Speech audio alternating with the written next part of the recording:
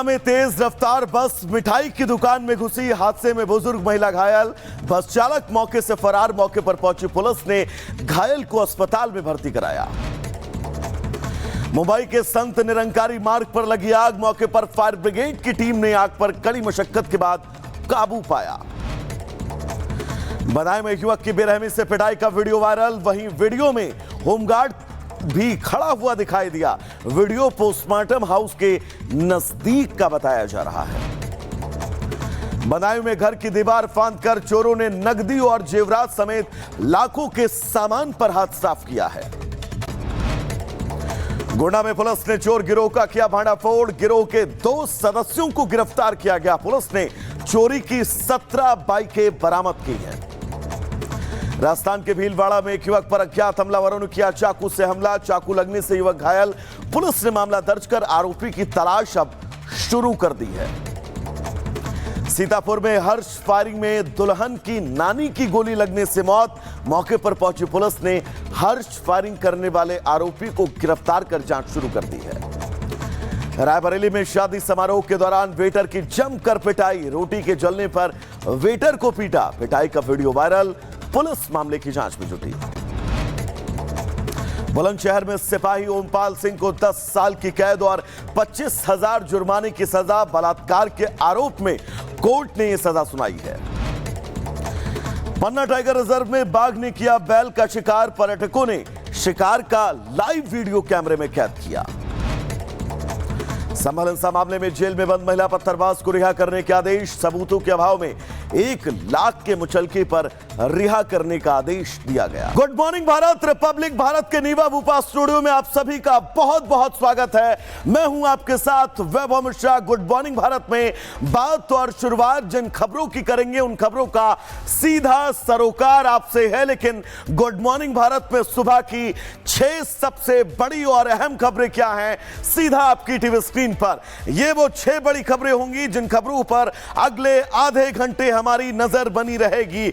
दिल्ली में बीजेपी के मुख्यमंत्री पद का ऐलान, शपथ ग्रहण हो चुका है, मंत्रियों को पोर्टफोलियो बंट चुके हैं और अब एक्शन की क्या तैयारी है, क्योंकि तमाम दावे वादे करके बीजेपी इस बार दिल्ली की सत्ता पर काबिज हुई है। तो वहीं संगम स्नान को लेकर और संगम के पानी को लेकर लगातार सियासत हो रही है, उस पर भी एक नई रिपोर्ट सामने आई है जिसने इन सभी दावों को दरकिनार कर दिया है। तो वहीं संभल हिंसा में 3000 पन्नों की चार्जशीट, अब आगे क्या विस्तार से बताएंगे। रमजान पर दक्षिण के कई राज्य ऐसे हैं जो छुट्टी का ऐलान या तो कर रहे हैं या फिर रियायत की मांग कर रहे हैं। एक एक तस्वीर इस सियासत से जुड़ी। तो वहीं तेल अवीव में कुछ बसों के अंदर विस्फोट हुआ है, जिसके बाद इजरायली सेना एक्शन में है। तो वहीं छठी और सबसे बड़ी तस्वीर, जिस अमेरिका के सहारे की बात जेलेंस्की लगातार किया कर रहे थे, क्या वो अमेरिका अब जेलेंस्की के पाले से अलग होता जा रहा है और क्या अब जेलेंस्की इस युद्ध के बीच अलग थलग पड़ गए हैं। ये वो 6 बड़ी खबरें होंगी जिन खबरों पर विस्तार से एक एक अपडेट हम आप तक पहुंचाएंगे, एक एक तस्वीर आप तक पहुंचाएंगे और वादा है कोई भी तस्वीर आपसे नहीं छूटेगी। और बात गुड मॉर्निंग भारत में एक बड़ी खबर की करेंगे। दरअसल प्रयागराज महाकुंभ से जुड़ी यह बड़ी खबर है। महाकुंभ में एक बार फिर से आग की घटना सामने आई है। सेक्टर 19 में देर रात आग लगी है। 10 फायर ब्रिगेड की गाड़ियों ने कड़ी मशक्कत के बीच आग पर काबू पाया। आग लगने के कारणों की फिलहाल जांच जारी है। यह तस्वीर महाकुंभ क्षेत्र के सेक्टर 19 की, जहां पर आग लगने के बीच किस तरह से सघन रेस्क्यू ऑपरेशन चलाया गया। दमकल कर्मी, फायर फाइटर लगातार ग्राउंड पर नजर आए और हर मुमकिन कोशिश की गई कि जल्द से जल्द इस आग पर काबू पाया जाए। 10 से ज्यादा दमकल की गाड़ियां, सैकड़ों की संख्या में दमकल कर्मी स्पॉट पर पहुंचे। आग बुझाने की कोशिशें लगातार की गई, लेकिन इन सब के बीच बड़ा सवाल यह है कि आग पर काबू तो पा लिया गया, लेकिन इस आग लगने का कारण क्या कुछ रहा, इसको लेकर भी जांच जारी है।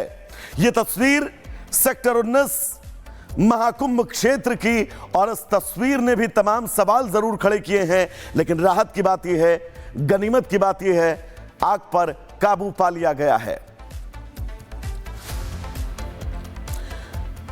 तो चलिए महाकुंभ की इन तस्वीरों के बीच अब आगे बढ़ेंगे और बात इजराइल से आ रही बहुत बड़ी खबर की करेंगे। दरअसल इजराइल की राजधानी तेल अवीव धमाकों की साजिश से दहला है। कई लोकल बसों में धमाके हुए हैं, कुछ जिंदा बम भी बरामद किए गए हैं। फिलहाल जांच एजेंसियां इन धमाकों की लगातार जांच कर रही हैं। तो इन धमाकों के बीच सवाल यह है, युद्ध विराम के हालात और इन युद्ध विरामों के हालात के बीच तेल अवीव में यह खबर अपने आप में चौंकाने वाली है।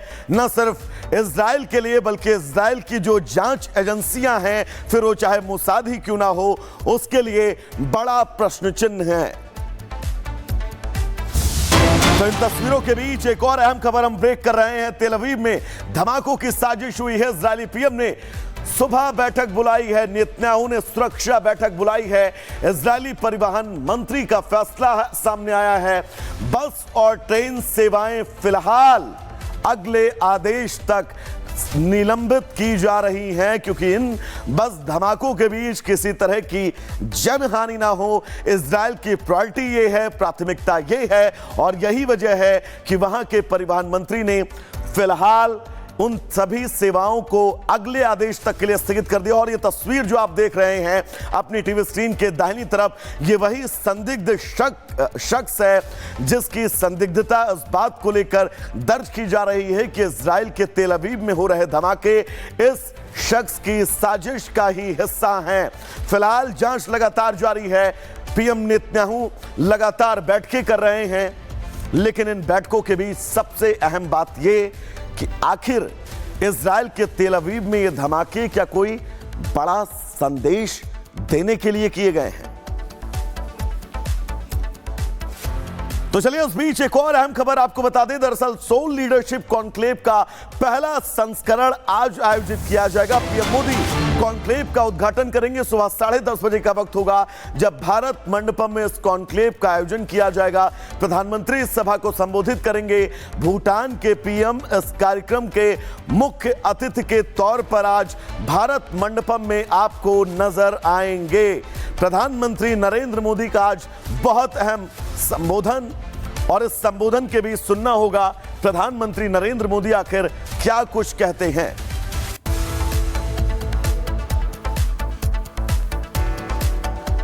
तो यह तस्वीर जब आज प्रधानमंत्री नरेंद्र मोदी भारत मंडपम पहुंचेंगे और भारत मंडपम में